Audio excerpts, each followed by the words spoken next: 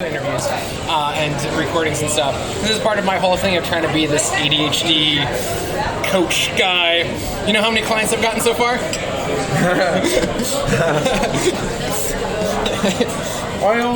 This is the reason I gave you a shout. Yeah. It's the first time I saw you say, if you have any questions, give me a shout. Yeah. You don't only have to build that in.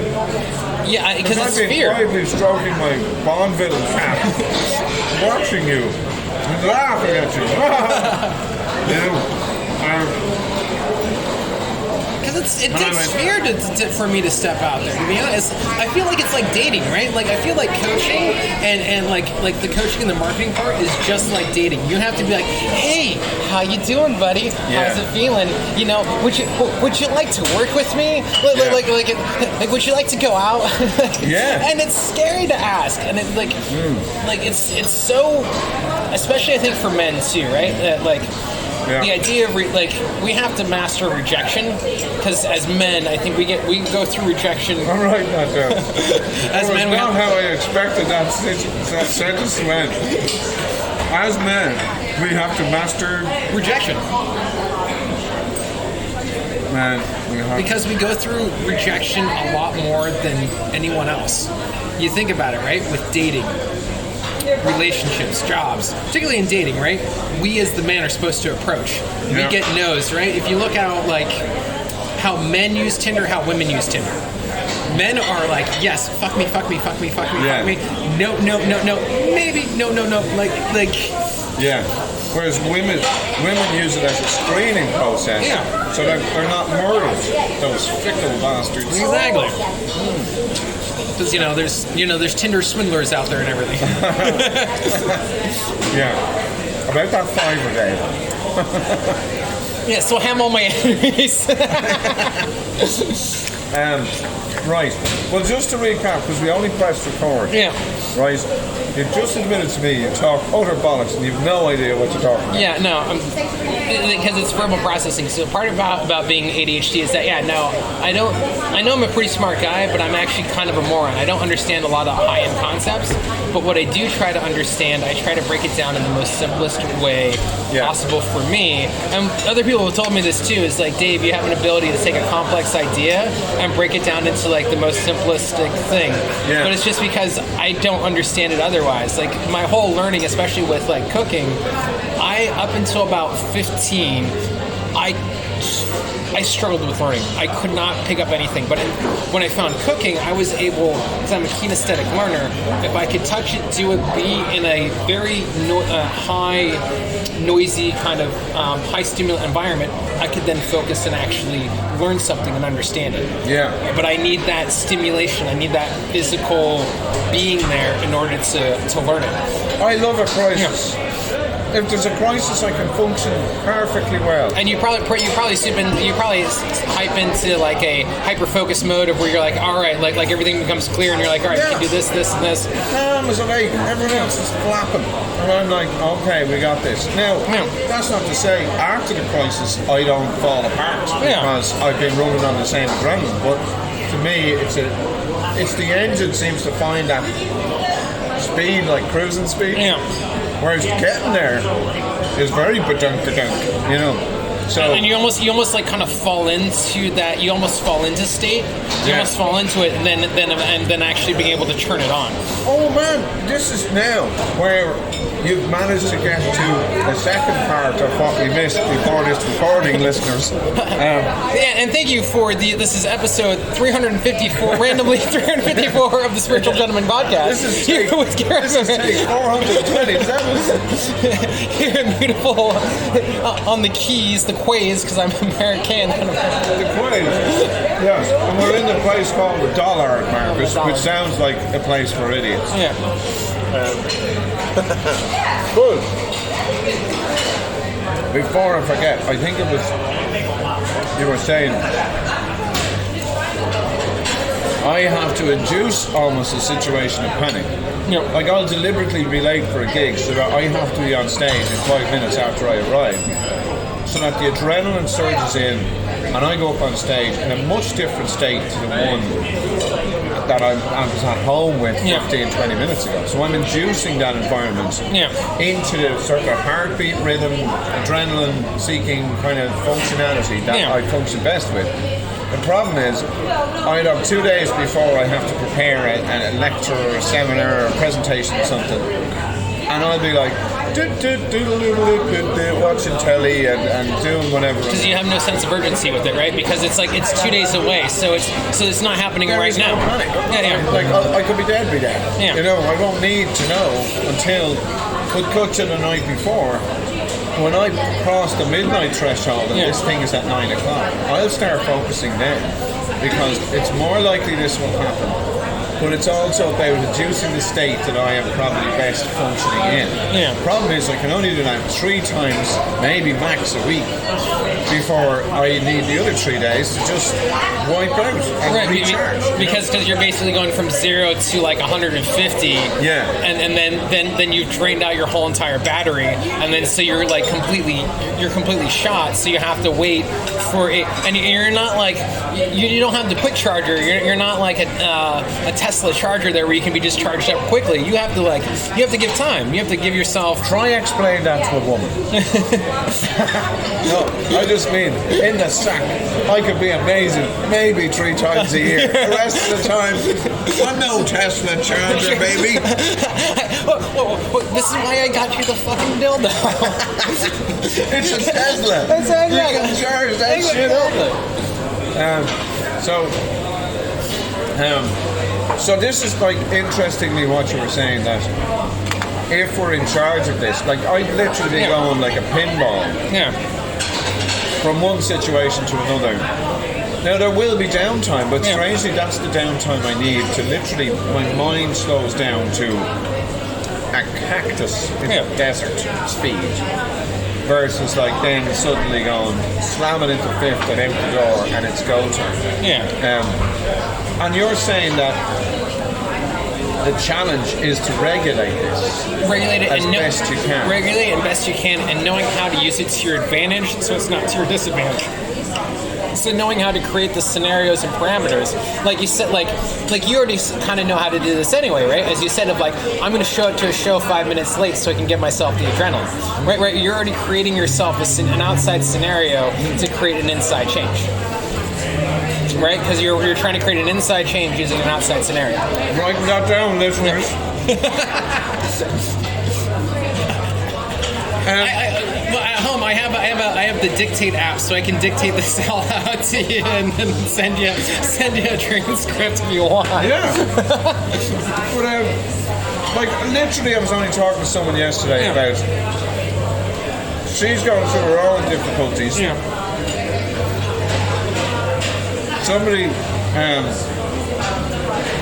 said to her, like, well, if that's your experience, surely you could be someone that could set something up so that the next person who comes across this scenario has some kind of form of, there's some structure is there. Yeah. And then she said, well, look, you've just gone through COVID as an extrovert with ADHD or whatever, right? We just agreed on our opener, listeners, just before we arrived, that we process things externally. Yeah. So we have to actually communicate that way. And what I noticed, and half the reason we're talking today, is because I feel this is so Joe Rogan what we're doing. I don't know which one of us is Joe. But the anti-vaxxer, the one without the mask. Well, I guess since it is my fucking podcast, I'll be Joe. Come on, Joe. You're my fucking guest, buddy. You're going to be cancelled. So we both said we process things externally, and as a result, that was like an introvert's paradise for COVID. Like, if you're an introvert, like, same friend of mine, she said, like, a buddy of hers, she said, like, he's a real introvert, and, but like, after 2.5 years now, he's kind of getting over COVID. And I'm like, oh, he's getting a little fucking tired of COVID, is he? He's getting tired of being indoors. I was losing my goddamn mind. Going, well, maybe I could drop around to him and cheer him the fuck up, like.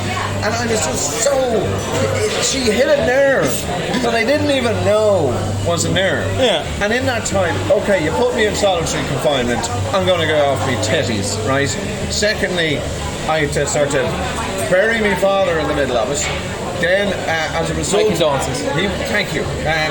It's all right. We kind of expected it for quite some time, you know. But still, losing a parent anytime, like there's a connection there. It's so. I mean, to me, I was going. Well, we were expecting him to win the race, and he didn't. So then we were going. Well, now it's even Paddy Power knows he's going to come second, you know.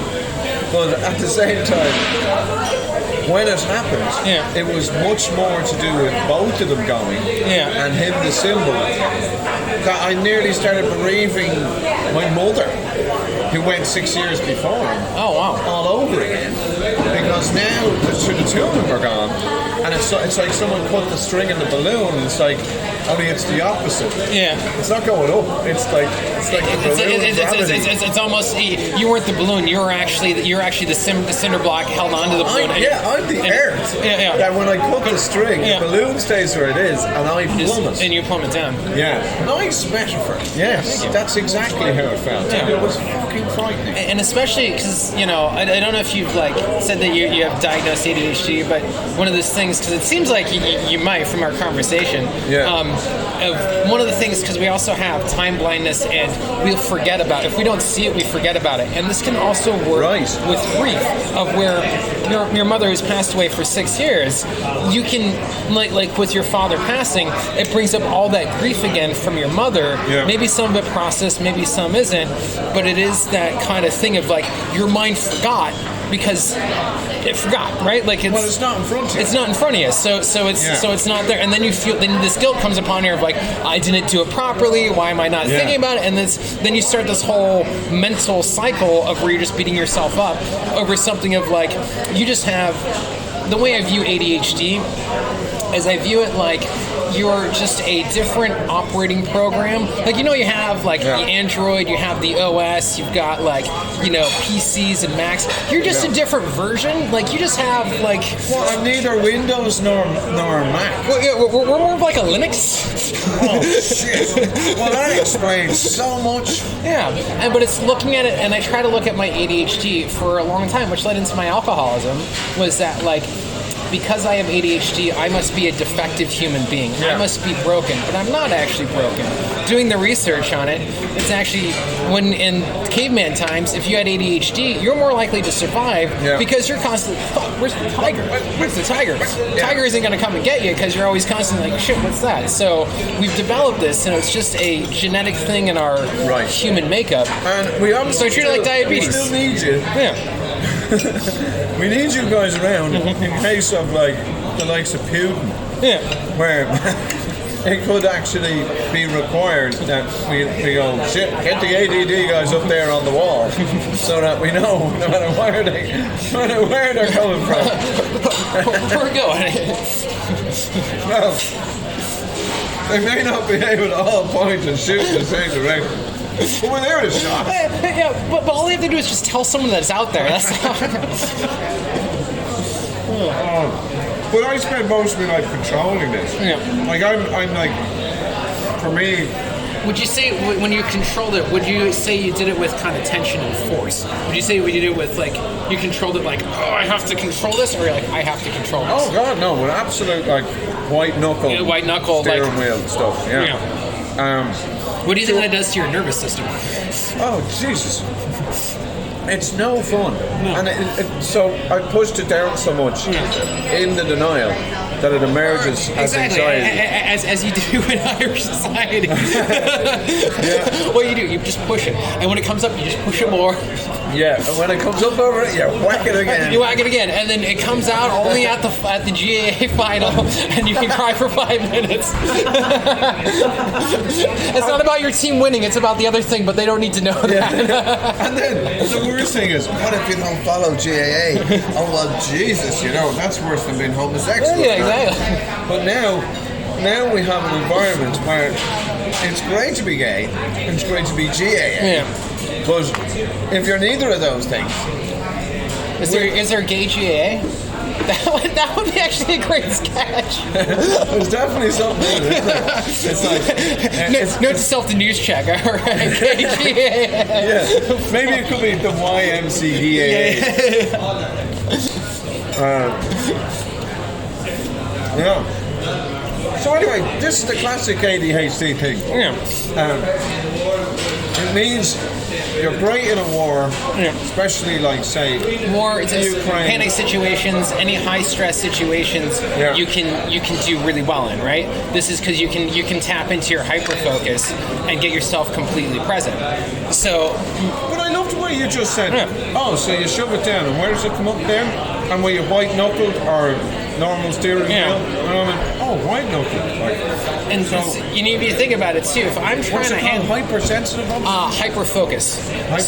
So it's that hyper state of when you're like so in present. Like I bet you get this when you're on stage, right? Because I know this happens to me when you're on stage, and you feel that moment, and like everything almost slows down a little bit, and you're just you almost have this outer body experience. You're like, oh my god, I'm watching myself, and I'm fucking awesome. You're like, I'm blowing the pot. I'm not only standing here speaking to you, I'm also staring at the back of your head, manipulating the puppet of the next thing you're going to say. Like, amazing. But like, you can only sustain that fugue state for a certain amount of time before it begins to collapse. Like, I've met people on the day after. Do you think you could actually use that as a skill, and like any other skill or muscle, train that so it actually extends out longer and actually work on the recovery on it? Yeah. I've pushed that because for most people they do a 10-minute gig after the stand-up comedy workshop, and they're wiped out for 2 days. I'm like, I'm bouncing that ball possibly for 3-4 days at a time, so I forget that the mere mortals can get tired after a 10-minute gig. Like, I've been emceeing that show, and I'll run to another show and do maybe 2 gigs over the weekend. But come Monday, Tuesday, when everyone is starting to be busy, you don't even see me. I'm still under the duvet, and it's a 14-hour hibernation. You know. I get that. I mean, Laura, this weekend is the same thing. But now, the interesting thing you asked me there was, were you white knuckling this? Or were you, and the gesture listeners, was a sort of, almost hands around the world gesture? And I say, like, when I'm doing it right, like I did a gig on Tuesday, I wasn't supposed to be on, but it was like an open mic, and it was my graduate students who had just signed up for this. It's supposed to be 5 of them. Pricks, only one of them showed up, but I had got a professional cameraman to get their first gig. It's crazy, there's about 15-20 at the gig. Half of them had done my workshop before, and the MC, who knows me, I don't know who he is, but he knew me, and he was like, next we have the master. He teaches comedy. Here he is. It's going to be amazing. And I'm like, I'm actually kind of glad that happened to you, because you fucker did that to me. Remember at Patrick's gig? Patrick's gig, you did that to me. I did. I threw you so far under the boat. I am glad. I'm sorry, distracted by our Insta models there. Oh my god, fucking Egypt. Honest to God. Yeah, come on, man, you got it. What's happening, listeners, is that there's a clown in a purple shirt posing for a photograph. Yeah, because they're getting their Insta, because they want to be Insta famous. God almighty, these people. They're so shallow. Or maybe they're not. Maybe this is their reality that they're trying to escape into. Or they're doing it for their business, right? They're probably selling the coat. Alright, so look sexy, sell coat. Now we get it. Jesus, I'm going to do that myself. Exactly.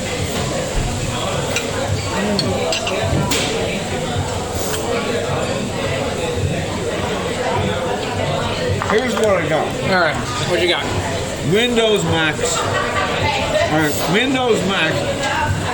and I'm more Linux. Like that. And it's figuring that out.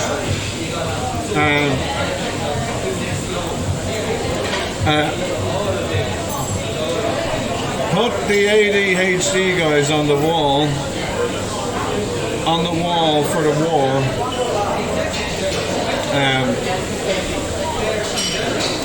Hypersensitive, hyperfocused. Yeah, that's another thing, hypersensitivity, right? So, going in a little bit more on that, do you ever, like, you probably notice this with your students a lot, maybe this happens to you at gigs of where the gig doesn't go well or you get rejected, and it can be, or someone says something and it's a small little comment that you didn't realize that touched a nerve and then it just brings you tumbling down. Yeah. Because it's once again, they call this RSD, or rejection sensitivity dysphoria. Jesus Christ. So it's one of the associations with ADHD, is because as part of the ADHD thing is that we're actually more emotionally intelligent than the average human being. So if you think about if you look at majority of the famous ADHDers, a lot of them are actors. Like Channing Tatum would be one that pops in right off the top of my head. So, or really creatives, right? There's a lot of creatives in the ADHD field because we're a little bit more in touch with our emotions. We have a little bit more of that emotional connection. So when someone says something that, and it could be just a little offhanded comment, and they may mean anything, but it will hit us a lot deeper, and they can send us in a spiral. Like, wow, right. Like my good ADHD buddy, I don't know if you know Justin. You know Justin? I don't know if you guys were in the same hemisphere. The name sounds familiar, but I know several Justins. Well, strangely, we met doing improv. Yeah. Because ADHD and improv is the perfect marriage. Yeah. You know? As a reference, I had a guy that, like, I was even diagnosing almost instantly when I met him. Yeah. So he's a guy who's a natural improv brain trying to do stand-up and stay focused on just a singular candle in the center of the table. And I put him in a white room where there's nothing else but that fucking candle, and he still couldn't fucking focus on it. And I was going, we're going about this the wrong way. He's grinding every gear. Yeah. Like there's like 200 Rolls-Royce engines that can lift this plane and travel 32 meters directly vertical and horizontal, anywhere you want to go. But he's trying to fly it like a regular. Exactly, it's force against force. This is what I was trying to get to earlier with the like, do you white knuckle or let go? Is that when you try to go force against force, this is more of a Tai Chi and Taoist kind of principle or idea. Is that if you try to go force against force, it's always going to knock against each other. But if you go force against no resistance or relaxation, you actually be able to redirect that force. So if something's coming at me, I can now push it away. I don't say no, I say, okay, I accept it, and now I let you go and I turn you around. So, well, that's very improv. Yeah. That's very yes and. Yeah, it's basically taking that yes and concept of like, all right, yes and, okay, I accept, let go, and how can I transmute it, change it to work for me? What can I do with this? Make it work for me versus against me. So it's almost like, if you think in martial arts, so the blow comes at you, you deflect and push it back towards your opponent. I think is that judo? There's one martial art that you use the force. Tai Chi and judo and Tai Chi is the slow movement one. It's really interesting too because it's I've actually studied Tai Chi and Reiki as well, and I practice this. You mentioned the single candle in the room, so there's actually a way where you can manipulate the own energy in your body. Are you ready to go really weird and crazy? Let's do it. So you can actually learn how to, through your fingertips, actually shoot out energy. This is how Reiki healers heal and everything else. So, and also in Tai Chi, knowing how to use your breath and control, I can send out an energy with just a slight flick of my wrist, and I can knock out a candle about 10, 15 feet away. It's not wind pressure that's doing it, it's just my energy of going like that, I can knock out a candle. It takes a couple of tries, but if I can...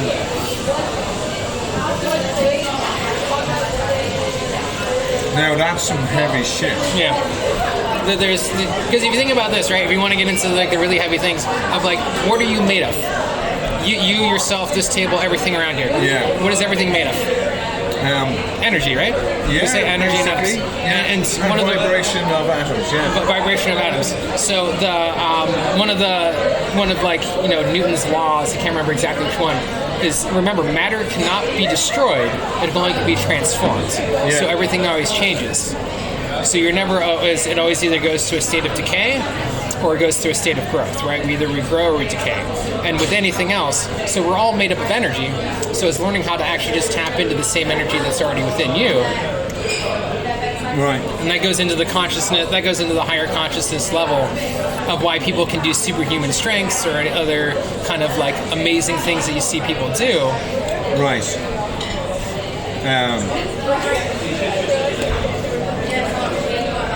The weird thing is that we tend to focus on our weaknesses rather than our strengths. So that, like, when we focus on those weaknesses, it comes from that moment of RSD, rejection, sensitivity, dysphoria. You might say that for somebody else, it's a throwaway comment. Like me throwing you under the bus before you did the gig. God, I apologize for that. Like, oh no, I had a blast. I enjoyed it. The one thing I have about that night is that I slagged Dwayne. I swam Dwayne Dugan, and he'll never put me up on Comedy Cherry ever. Every time I've applied for anything Comedy Cherry, I get rejected right off the bat. Oh my God! Straight up. God, surely that's all fair game in love and war when you're up on stage. Well, yeah, but it was like because he'd asked me about like how was the set, and I just didn't get the humor, and I said that to him, not knowing who the fuck he was, and I'm like, I just shot myself in the foot, and then a few months later, I'm like, all right, I gotta leave the country. Oh my God. And then when I came back, I applied for the Comedy Cherry. You know, they do like the breakout act of the year. Yeah. Applied for it, and within like shot down within an hour and a half. I'm sorry, we're not. No. I'm going to clear my system today and focus only on this candle, and I will extinguish it. Yeah. Wow. Oh my God. Yeah, because he had like a unique kind of storytelling style.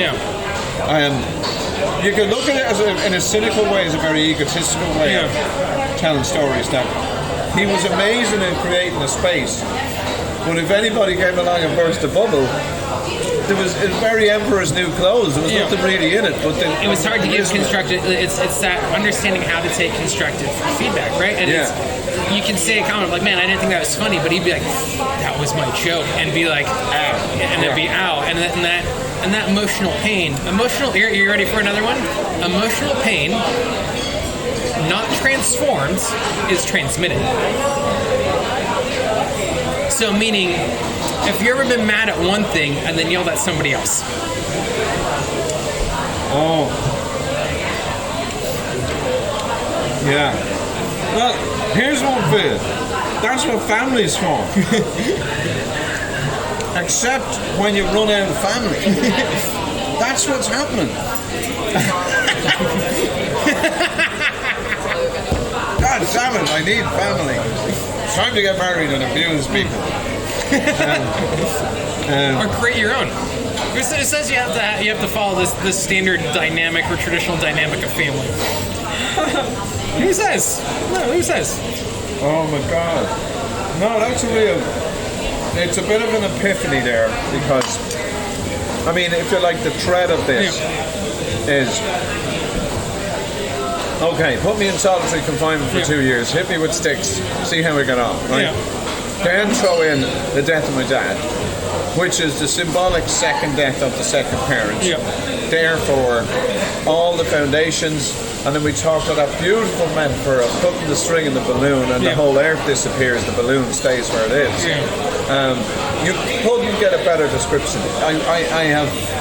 I tried for months to get a better description than that, and I can't. That's just great. That one's yours. Feel free to use it anytime. Oh man, it's so good, like, and you couldn't get a better description of that. But you then try and communicate that to all the support system and friends I have, of which I've an enormous amount of associates that people know me and recognise me, and unfortunately recognise me more from my tours than my 20 years of comedy.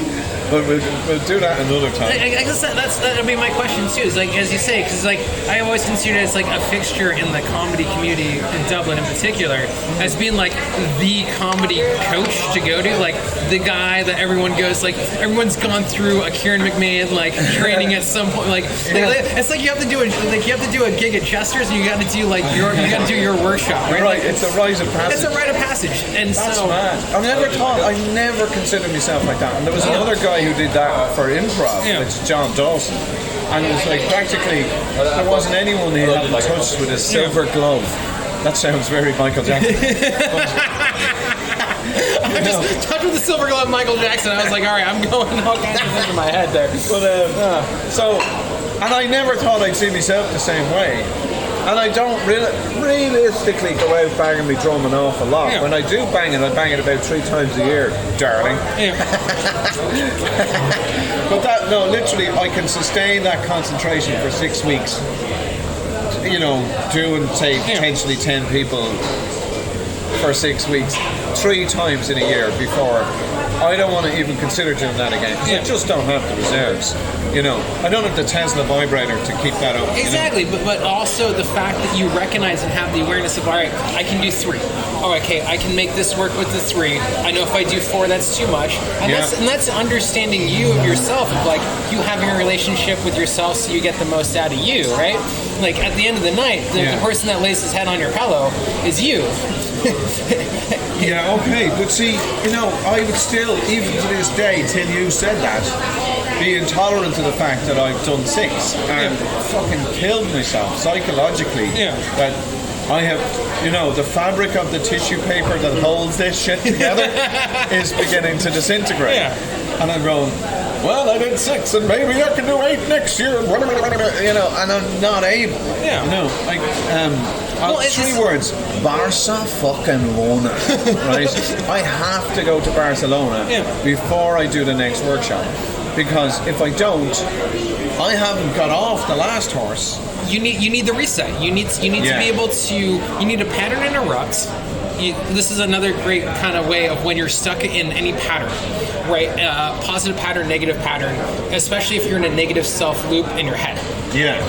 You got to be like, okay, I'm in a negative self loop. Stop. And I go halt. This is. I do this in relationships. Stop.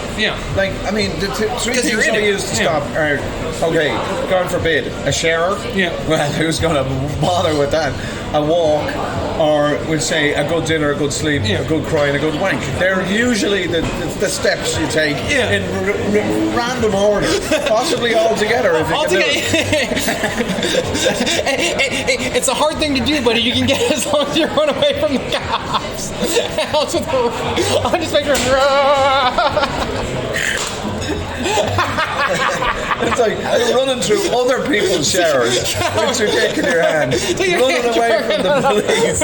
And I'm just picturing it's like if Spider-Man was like a perv and just went from like apartment to apartment, jumping out windows. I gotta get you with my wet filling. It's like going, that's the shit I've been shooting. That's what I'm swinging from fucking building to building with. Oh man. So it's like, Your Honor, I wasn't doing anything wrong. I was just trying to pattern interrupt. You know what I mean? So it's like what I'm saying is that when you get in, equally when you're in that sort of high white knuckle amazing ability of super awareness and everything. As I said, I started this by saying I met this guy at improv and he was clearly ADHD. So that's fine when it's working for you. I'm intolerant when it's not working for me. Like, you just cured me of not having to do more than 3 or 4 workshops a year. Because I simply can't. Right? Or else I have to change the format. It's a bit like cooking. Do I do a banquet every fucking day, or do I do a banquet once every season? Yeah, exactly. Like you have to understand your own limits, right? And this is a good thing for, especially like I just watched this Jordan Peterson thing. It's like for people in their 20s, you need to push and find your limits, right? And so you know how much you can handle. Can you work 12-hour days? And you stay within your lane then. When you know where those boundaries are, you find your function. You find your focus, and then you know, all right, how much I can push to the edge to keep myself sharp. How much? And then you know where you find your sweet spot, right? Because it's between the comfort zone. It goes comfort zone, growth zone, danger zone, right? So if you go too far, you can get out of control, and and you can let your emotions control you. Like, because emotions are like children. You can't let them drive the car, nor can you stuff them in the boot. They belong in the back seat. That's another one of my great... Give me that again! That's one of my favorite quotes. Emotions are like children. Yeah, and I got this actually, it's from a movie too. Emotions are like children. You can't stuff them in the trunk or the boot. You can't let them drive the car, nor can you stuff them in the trunk. They belong in the back seat. Let them drive. Oh, that's great. Because it's recognizing of like, when are your emotions in control, right? Like when you're like, I'm fucking feeling great. All right, we're gonna get drunk and and then then the next day you're like, what the fuck did I do? You wake up in someone else's shower with your dick in your head. Exactly. Wondering what the fuck? How the fuck did I get here? Exactly. And why is there Jim and Sarah in the bed? I don't even know Jim and Sarah. Or the other way of like, you suppress your emotions so much that they don't even serve you, that they actually will now start to come out in negative ways. So it's recognizing that what are your emotions there for? What is an emotion?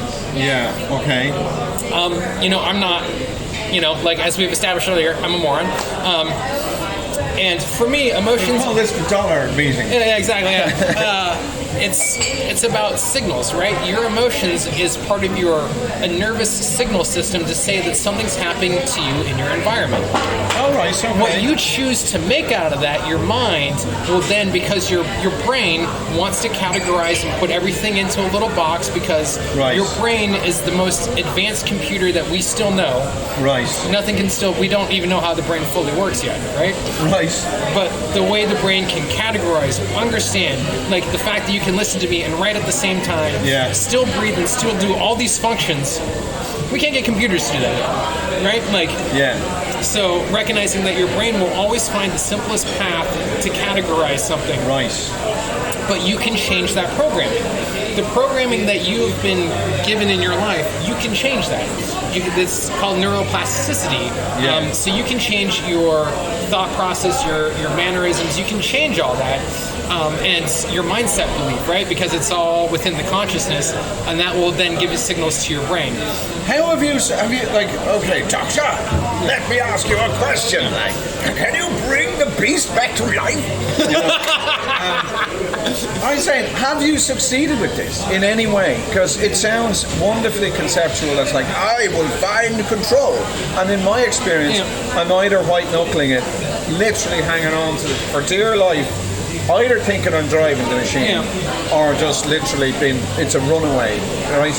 Or failing that, you'll have the despair moments where you literally, the fabric of time falls away from you and you literally disintegrate and you can't do it anymore. Well, it's... but have you succeeded in... Because these are aspirations that I've had for ages, I've literally done my level best to either function at this level or at no level or somewhere in between, and they're so extreme. And you're saying, what is an idea, what is an emotion, how defines us? How do you just handle this, and have you had any results? Yes. So it's first removing the idea of like results or an end goal is static. Our lives are not static. It's a journey. I kind of view it more as you're riding the wave. And there are times when the wave's going to go up and you're going to be riding high. And there's other times you're going to crash down. It's with the seasons. You're going with the flow on it. So instead of fighting the flow of life, fighting the flow, you're going with it. There are going to be times where the waves are going to crash you and they're going to bring you under. It's your choice, and it becomes down to choice. Your choice to get back up on the board and try again. Yeah. Well, put it this way. If I was to go by that, there's been definitive reasons for me to give up. Yeah. I should have listened to them. Yeah. I've tried to commit suicide about 3 or 4 times. I've had a weak cord wrapped around my neck. That on anyway, right? Having had that experience, that feeling myself where I wished for death several times. Yeah. Mainly from trauma as a kid. We'll go into that later. But when that feeling has returned, and it's returned over the last year or two because of me scraping back the wallpaper in the folks' house that I'm emptying, to return to that emotional state. And I bet that's also a very cathartic experience, to removing the wallpaper, because it's almost a metaphor if you think about this. Oh, it's just a metaphor. I didn't. Oh, you didn't actually physically, but it is that like, you're starting to peel back the layers of like, all right, understanding where your programming is coming from. Where is all this coming from? Oh God, yeah. No, and it's not it's an unwilling catharsis. Yeah. I don't want to do this. I was functioning perfectly badly in distraction, alcohol, and jumping through people's showers with my dick in my hand in a Spider-Man outfit perfectly well before fucking COVID, right? Yeah. Now you're saying, this is wonderfully cathartic. If you say that again, I'll punch you in the fucking face, right? But it's definitely worth understanding the operating system. Because you're at a point now, it sounds like, of like, all right, I can't continue. You've gained awareness, right? Yeah. Because ignorance is bliss, and you're no longer ignorant to it. As soon as you start working on this shit, like, you start peeling back more and more layers. And there are times where I wish I could put all this shit back in the box. I wish I could be like, but I can't. And I'm grateful that I can't too at the same time, because it's allowed an understanding of who I am, like who the universe is, and how I fit into it. To kind of answer your question, have I been able to achieve it? Yes and no. I've been able to get there at times, and to be able to sustain it and long term, this is why I started doing those daily videos, is because it was for my own fucking mental health. It was also to try to promote my business, but it was also because it's like, if I want to be able to be the example, I need to hold myself accountable. And if I put out a video every day, I'm holding myself accountable by putting out that video. Because if I want to get anything done, I need my ego to kick in and help me and say, hey, people are watching you. You didn't do it. You didn't do it. And there are days where I'm like, fuck.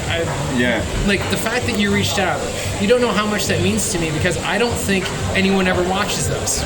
Like, there's a few of them in there where I'm like, that towards the end, I'm like, I know no one's watching this. I know you're all fuckers, and I just like lay into them. Because I get constantly, because the first time, every time I post those, I get 4 or 5 bots that show, promote it on this, do this, and I'm like, oh, shut up. And then, because 99% of people who use social media are lookers. I do, like, and I mean, you know. And so you reaching out meant that, okay, it gave me the validation that said, you know what, I am doing the right thing. That this gave me the signal that I'm working to, that this is working. Can I tell you a DSP or whatever? What was that thing? RSD. RSD, yeah. I sent you a few jokey texts, because that's my gigs, you know? And especially on Insta, I come up as Ciaran.comedy. So practically everything I say is taken with a pinch of salt, or usually expected to be a joke or something. Even when I'm being serious, people go, oh yeah, you're fucking... Well, no, like when you texted me at 8 in the morning, I was like, what the fuck is this dude doing? And I was going, sure, nobody's going to respond to this, because he won't be up, or else, like, he is up, in which case he's meditating on the side of a mountain or above a mountain somewhere, and he's going to get this. But, like, that's what's happening. It's like, I think...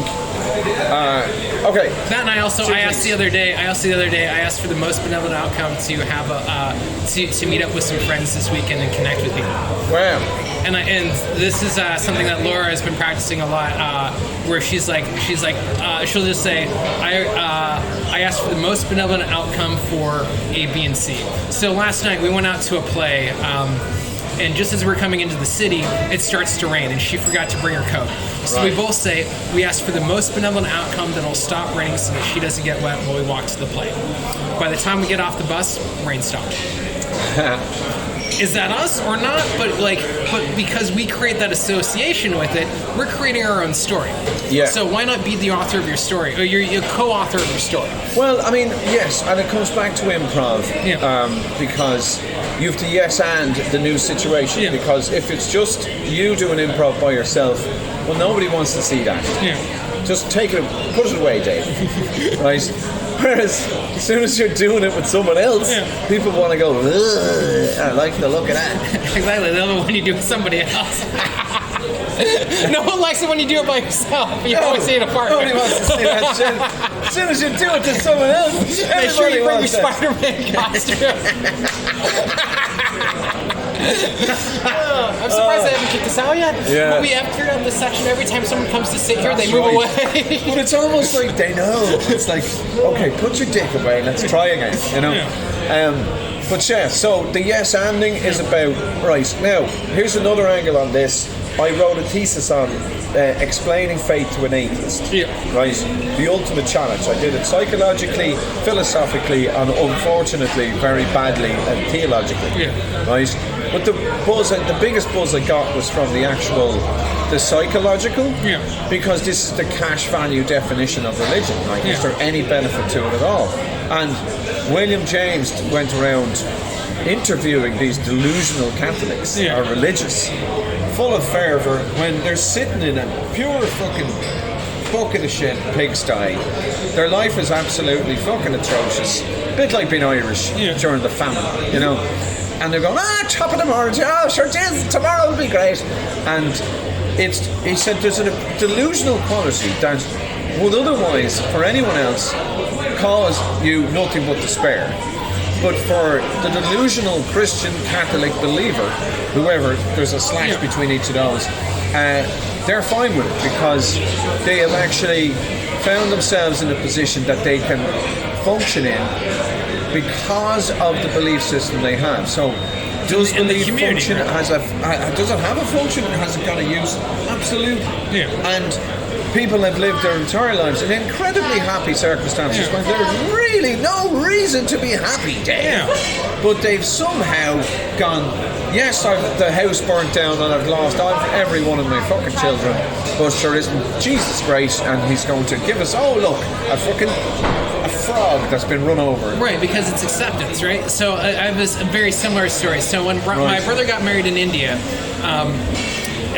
we were in Hyderabad and we were going to my brother's in-laws' house. So their house is inside of a gated community. And just outside this gated community, there's this shanty-like town, right? Because India is still very, very much a poor country. Yeah. And I remember as we're going by in our Bentleys, passing through this shanty town, I remember this woman sweeping her front porch of her little, mental little house, but the look on her face of contentment, of peace, of acceptance of where she was in her life. Like there was a sense of acceptance there of this is my lot, right? Especially for, I think, Americans. We Americans have a hard time with acceptance to fuck that, we're always going to do more. We're we're Americans, not Americans, we're going to rah, rah, rah, rah, and always push it. But for this woman, I remember seeing it, it was just that for that brief 2-3 seconds. That's a photograph of acceptance. That was a photograph of someone who is at peace, whose life subjectly is not probably great, but has found a peace, has found happiness in a moment, right? When you think about it, you go back 100, 200 years, do you think those people still found peace? They lived hard lives. They didn't have cell phones, they didn't have social media, but do they think at some point we found peace? Probably, Yeah.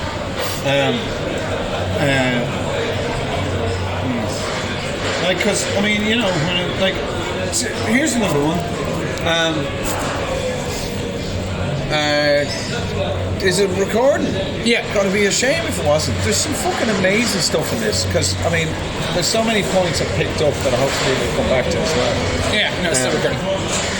The other one's Instagram. Of all the places to be doing this, Dave, you're in the most vacuous, fucking soulless, spiritless environment to be saying something of any purpose, positivity, depth, or value. And strangely, that's where I found you. Because that's where I need to be, right? I remember when I moved over here, and I was still very much big into AA. All my AA people were oh my god, I can't believe you're moving to Ireland. You're gonna get drunk. There's all these it's a big drinking culture. Disneyland for alcoholics. Exactly. Damn it, yeah. But then I was also, but isn't that also the best opportunity to help an alcoholic, right? How can I help an alcoholic? If I want to help an alcoholic, I'm not gonna find. They keep them. Exactly. I'm not gonna go to the sober place and be hey, who's here looking to get over their alcohol? You gotta go where the people are. Practice in in Amishville and nobody came. Yeah. Exactly, because it was more of like putting it out on Instagram. It's more of the action of putting a thing out, putting out content. If I want to be a content creator, I have to put out content, and getting comfortable with putting out shitty content because it's going to take a lot of shitty content to get to the good content. It's like jokes or anything else, right? Like I know my evolution formula of the motivation meditation will change. But I'm not trying to look, and I'm trying very hard not to look at the metrics, not to look at how many people liked it, how far the reach is, but did I get up today and did I make the damn video? And did I make the video for them or did I make it for me? If I start making it for me and I start winning the race against myself, right? Because the only one I have to compete against is me. You know, the only one that's going to beat me is me. Once I start playing the comparison trap, and you define where the finish line is, or the win or the losing. And you can create those wins as small wins. I actually put this out in a couple of groups as what's your win of the week, and someone put in there, I got up today, and I was like, that's awesome, because I've been there on days where if all I did was get up and fed myself some food, fantastic. Oh, I mean, as I said, right, actually that does bring us back. It brought us back just before the Spider-Man analogy, right? Because I was like changing, that was it. We were talking about arrested development, or we say being stuck in a situation where we can't function after like that burnout scenario. And I was saying, well, shit, the only thing I know is you have a shower, which is very rare, you go for a walk, or you have a wank, or you do whatever you do. And hence the Spider-Man scenario. But to break out of that, when the high is high, and as you said, when the kid is driving the car, when I'm finished doing a gig, and the kid just wants to play for the rest of the night, and I barely have the ability to overcome that child and get him off the steering wheel, I'm still driving the car till 9 in the morning, and as I said to you, like yesterday and today are the first time I've seen daylight in about 2 weeks. I've been getting up at 5, 6 in the evening, and I'm still functioning. When people ring me, I go, "Hey, how are you doing?" And I don't say breakfast, dinner, or tea. I say something to eat, so that they don't think it's any different. But in their head would explode if I says, "I'm just having breakfast." Sure, it's fucking 6 o'clock in the evening. I mean, it's breakfast time somewhere, baby. Exactly. But why can't you have breakfast for dinner anyway? I love Brenner. Brenner is a fantastic meal option anyway. Breakfast for dinner, Brenner. And the egg pudding rasher combo.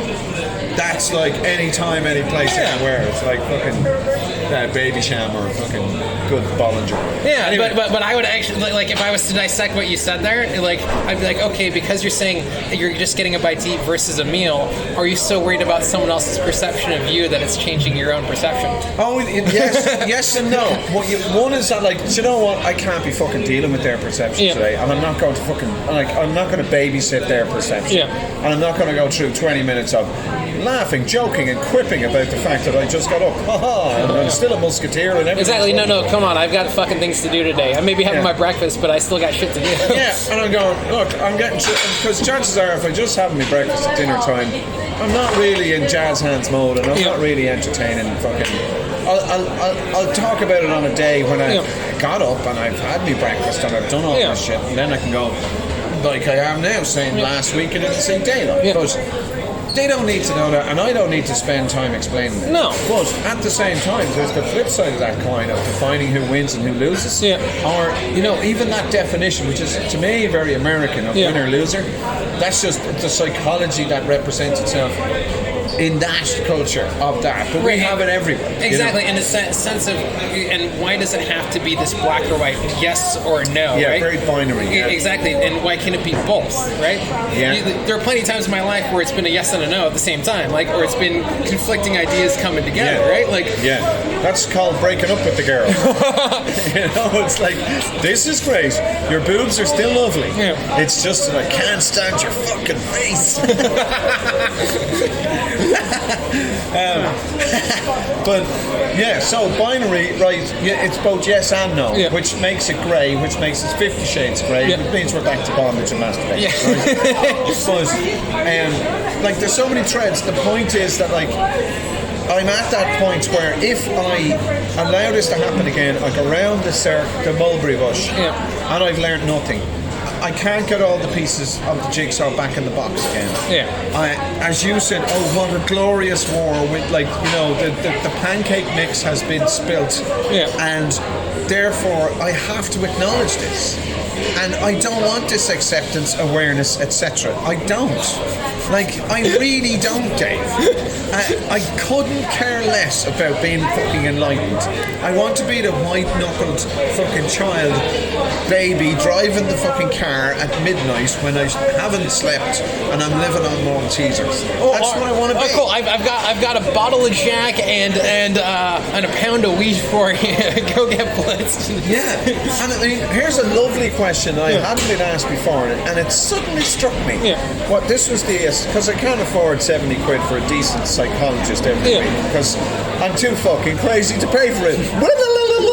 So I had to do an interview with the HSE and they told me it'll be 6 months before we might be able to get you someone. And I went, by then you'll read about me in the news, I'll be opposite the Doyle with a high-powered whiskey and a high-powered rifle, you know? Yeah. And lo and behold, a month later they went, Jesus, we better get this fucker. So anyway, I got hooked up yesterday. First time I saw it midday in the day for 2 weeks.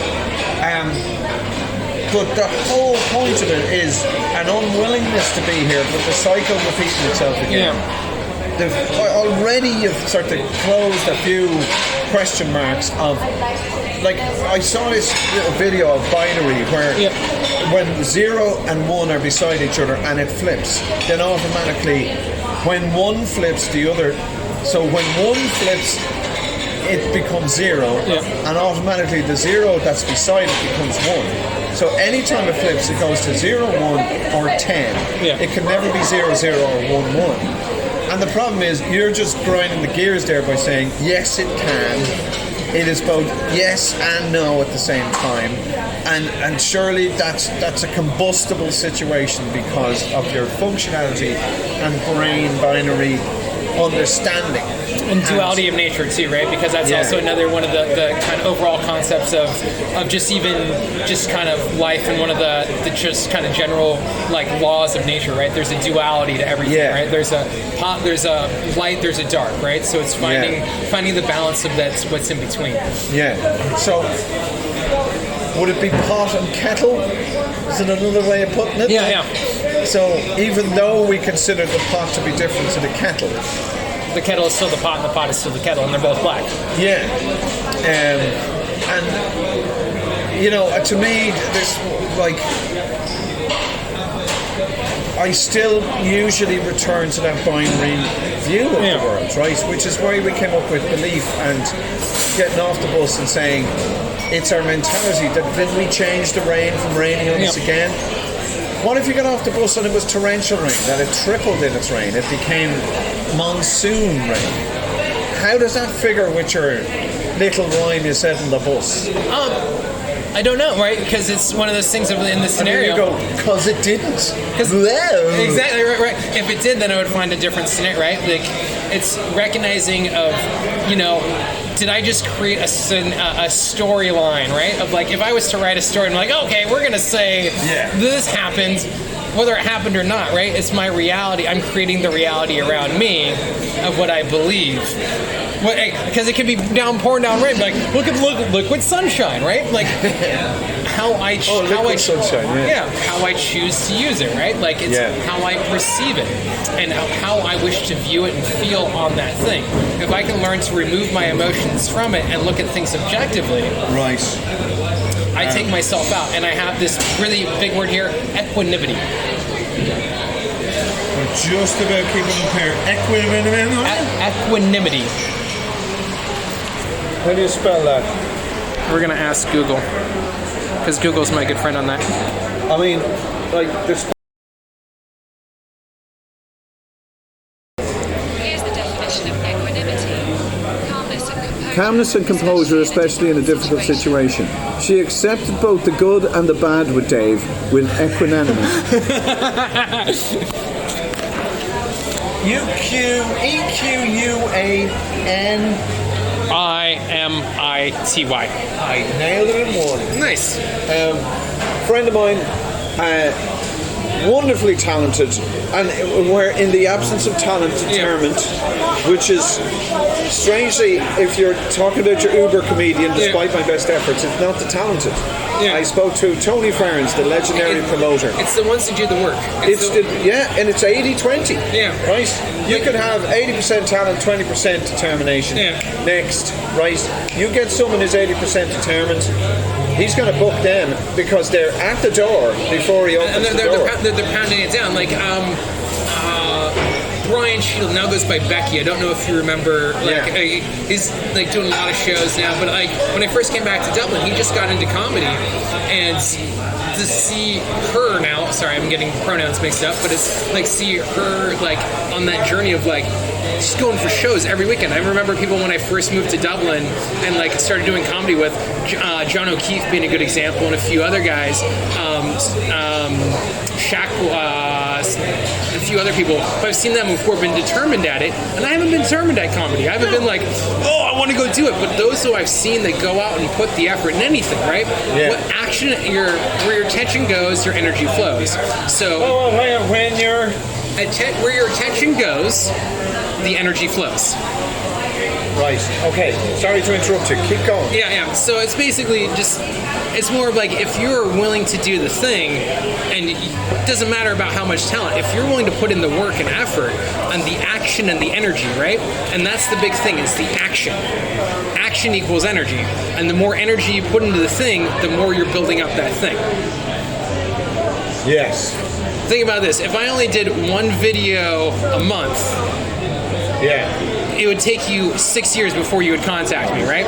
But if I did a video every single day, and I start to build up to the crescendo, and then you're like, all right, cool. He asked the question. I'm going to go reach out.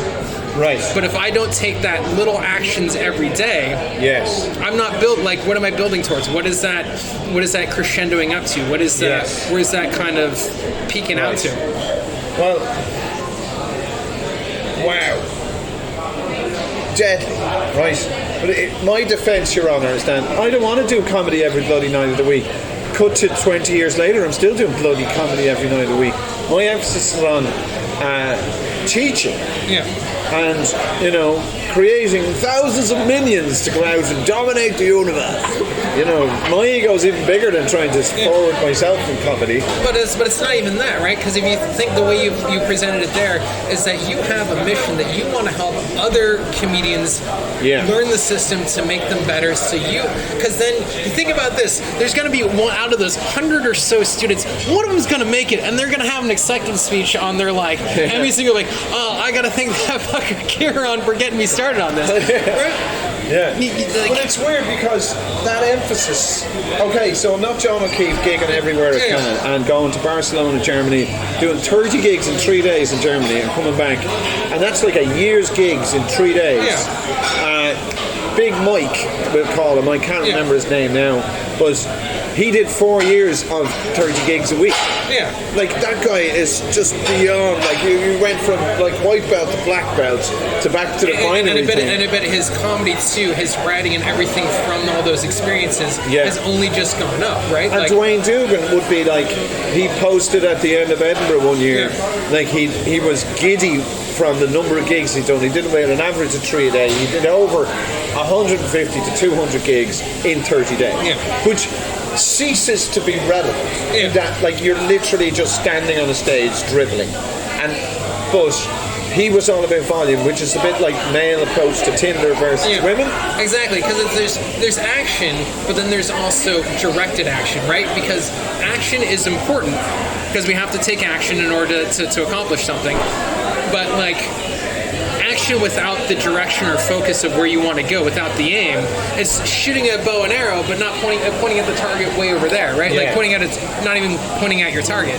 So yes, it's good to start by taking action, and so right now I'm at the action-taking phase, so I'm just shooting arrows over here, and I'm slowly bringing it to a point of where, hey, my ideal customer that reached out to me from having to be like, it's like, okay, we can shoot this shit out of it. Exactly, because now I'm slowly finding out where it is. Right. But it's like you say with comedy or anything else.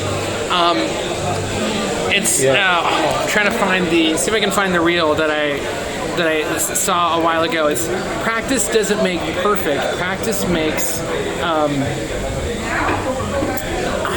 I gotta find it now. Because it's a really good one when it comes down to practice. But that's the thing, is that the guy who practices, like I remember reading in one of the comic books of like Jerry Seinfeld used to have this calendar. Every time he wrote, he'd like make an X every time he did writing. So, and it was like his idea was to not miss a day, right? So he created him a system. Right. And this is like for what you want to, like, going back to what we talked about earlier, particularly about when you're asking like, all right, I've got a deadline, how do I get things done? Yeah. How do I create that kind of sense of urgency? I create a game out of it. So let's say you're writing the thesis or a paper. That's a huge thing I got months ago from you. It's like, make it fun. Make it fun, yeah. Oh my God. Like, Jesus, that's probably the first minute, the very garbled question I sent you. It's like, how do I make fucking doing this shit fun, Dave? I don't want to accept anything. I want to stay in the delusional Spider-Man suit. You know? So come on, So make it fun. All right. Make it a game. Make it a game, and also give yourself a time frame. So, like, I use the Pomodoro technique. So that's 25 minutes of, like, hard study. Boom, you go hard for 25 minutes, 5-minute break. Within that 25 minutes, I usually give myself 1 to 2, or like, I'll figure out what tasks I need to do. A lot of it's like writing emails. And one email can take me up to 15 to 20 minutes to write. So I'm like, okay, within the 25 minutes, I want to write 2 emails to whoever I need to write the emails to, or I need to do 5 posts on this thing. So I give myself, it's SMART goals. I think if you actually look on my Insta, there's a thing about, I did a post about SMART goals. My attention span is never stretched to be able to remember smart, measurable, quantifiable. I've come across SMART so many times. What is it? Specific, measurable, achievable, relevant, time bound. Yeah. God, yeah.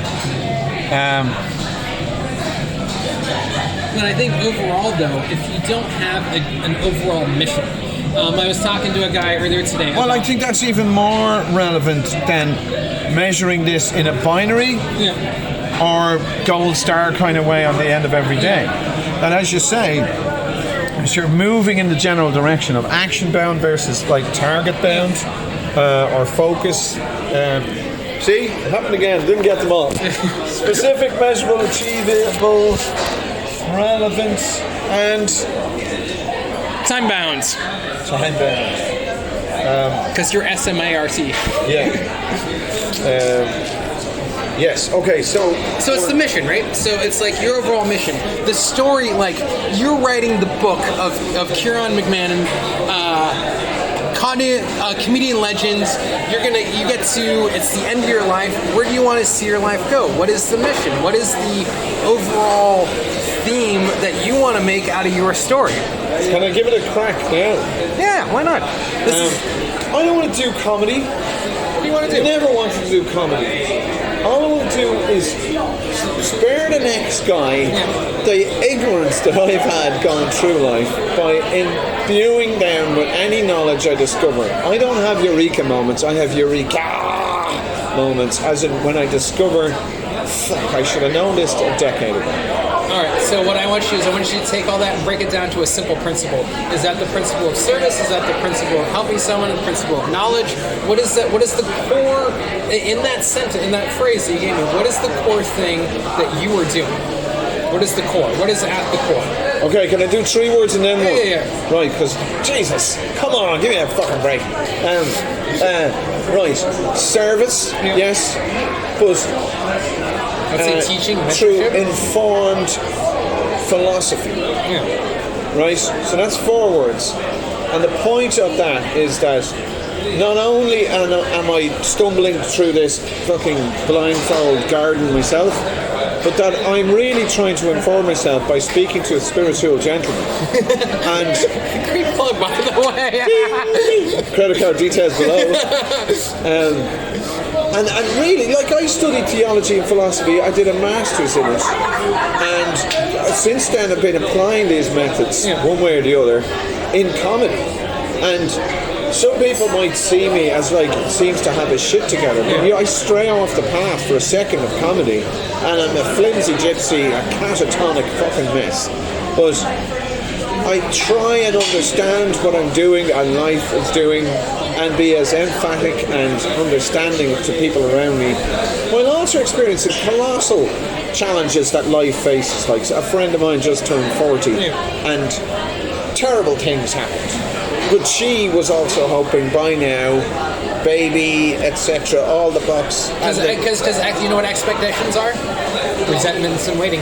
Oh, right. Yeah. Well, I mean, I would describe, if I started with 4 words there, that'd be my 3 words. To describe what my mission is. It's like building resentments and waiting, right? I'm creating them. But also, like, I want you to go back to every time you've helped a student and you see them succeed, how do you feel? Resentful that there's another 10 more coming, because they're going to tell them. What else? There's more to it too, because you want to keep doing something if you felt that resentful and that angry towards it. There's got to be a passion there, right? There's got to be, like, you don't go and continue to do the thing that causes you pain over and over again if you don't get some kind of like sick pleasure. Isn't this what Greek myth is? Isn't this what we're condemned to Sisyphus do? Like, I suffer from a chronic state of while there's 2 women sitting at the next table, I have to clarify that this was hate something. Well, it's hate something, change something. I mean, here's the thing: I have been my hero, and this is words to the wise for the shrink that I was meeting yesterday. I forgot to say this to her. I've been my hero for nearly 47 years. No, 43 years. Since the shit hit the fan when I'm 7. I'm tired of being my hero, right? Because now there's the projected self of me up on stage. And as a psychologist said to me, who's the husband of the meditator who used to be a priest, but I mean, being clearly gay, that didn't work out. He was like, sorry guys, bye. It's like, I get to wear dresses, but not anymore in the church. Which is really a bad description of homosexuality. It's very heterosexual fucking phobic. That's a word. So his husband broke it down for me and said, right, who are you when you're on stage? I said, I'm the bulletproof demon who can, like the last fucking airbender. I can fucking do things, I can bend time and I can suspend fucking bullets in the air. And he says, and who's the one in the audience? I'm there going, I don't want to meet that guy. That's the guy that was sexually abused and physically abused and traumatized and fucking smothered and suppressed and suicidal and everything else. And he goes, but are you not the same guy as the one on stage? And I said, no, because if I was, I could never do the things I do on stage, because I am immune to all of those things. And he goes, surely you're the same person. And I was like, oh, fuck you. And what he did was he shot the hero. And it stopped, like, for the next couple of years. Then COVID happened because of this statement. Because you're like, fucking, I can't do comedy now. I was like, I'll bring down the universe. And it's like, brought down the tempo, practically, of me suddenly not having the freedom. Your image of what comedy is. Because it's the relation, but that hero had to go through a journey, right? If you look at Joseph Campbell's hero's journey, he had to go through those experiences, and it's recognizing the hero on the stage there. He's actually taking that inner child that's sitting out in the audience feeling abused. Because like yourself, I used to have about 3 or 4 very distinct personalities when I was growing up. I had that few.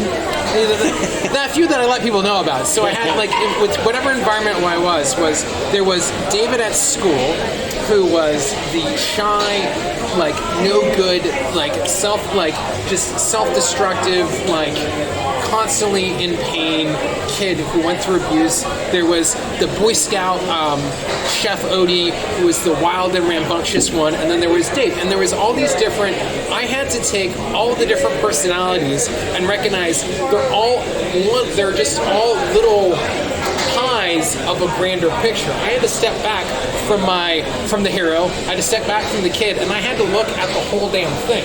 I had to go look at it from the outside perspective, from the outwards perspective. Because then you see, not only do you see the hero, you see the child, you see the man, you see all the other aspects of who you are.